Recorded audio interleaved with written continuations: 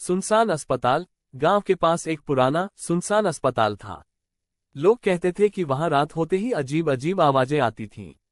कई वर्षों से वहां कोई नहीं गया था, लेकिन एक दिन कुछ दोस्तों ने तय किया कि वे उस अस्पताल की असली कहानी जानने जाएंगे।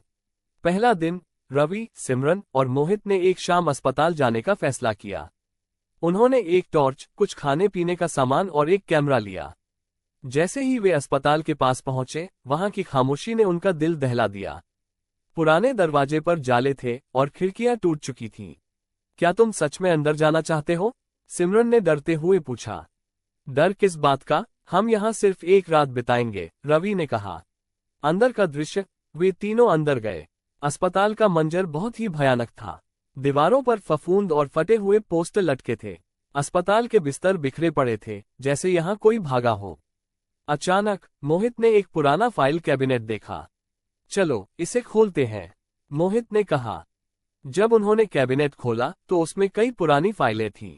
उनमें कुछ मरीजों के नाम और उनके रोग लिखे हुए थे। अचानक एक पुरानी फाइल में एक तस्वीर मिली। तस्वीर में एक महिला थी जिसकी आंखें बिल्कुल खौफनाक थीं। रात का खौफ। अचानक बिजली चली गई और सब कुछ अंधेरा हो गया।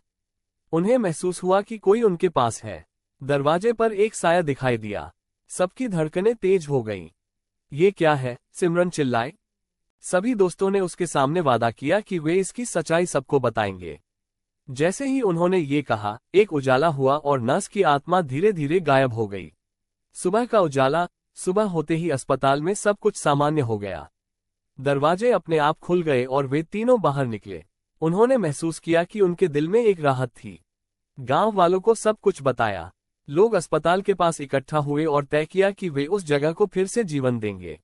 अंत, अस्पताल को फिर से ठीक किया गया और वहां एक नया चिकित्सा केंद्र बनाया गया। नर्स की आत्मा को शांति मिल गई और गांव वाले हमेशा याद करेंगे कि सच्चाई और साहस से डर को हराया जा सकता है। इस घटना ने सबको एक नया सबक दिया। कभी भी अंधकार से भागना नहीं चाहिए, बल्कि उसके सामना करना चाहिए।